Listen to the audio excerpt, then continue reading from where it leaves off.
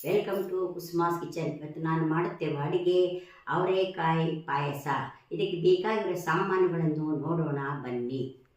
1 cup ಅವರೆಕಾಯಿ, 1 cup ಸಕ್ಕರೆ, ಸ್ವಲ್ಪ ಏಲಕ್ಕಿ, 1 ಚಮಚ ಗೋಡಂಬಿ, 1 ಕಪ್ ಹಾಲು, ಬೇಯಿಸಲು ನೀರು. ಮಾಡುವ ರೀತಿಯನ್ನು ನೋಡೋಣ ಬನ್ನಿ. ಹಚ್ಚಿ ಕುಕ್ಕರನ್ನು ಇಟ್ಟು ಅದಕ್ಕೆ ಸ್ವಲ್ಪ ನೀರು ಹಾಕಿ ಅವರೆಕಾಳನ್ನು ಬೇಯಲು ಹಾಕೋಣ.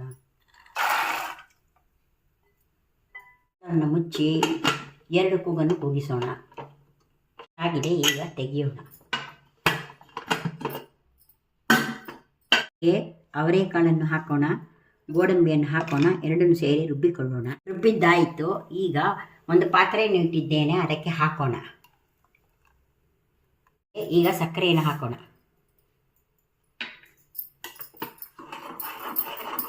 ಈಗ ಹಾಲನ್ನು ಹಾಕೋಣ. ಕುದೀತಾ ಇದೆ, ಈಗ ಏಲಕ್ಕಿಯನ್ನು ಹಾಕೋಣ. ಕುದಿಯುತ್ತಾ ಇದೆ, ಈಗ ಒಲೆಯನ್ನು ಆರಿಸೋಣ. ಅವರೆಕಾಳು ಪಾಯಸ ರೆಡಿಯಾಗಿದೆ. ಇದು ಮಾಡುವುದು ಬಲು ಸುಲಭ. ಮಾಡಿ ನೋಡಿ, ತಿಂದು ಸವಿಯಿರಿ.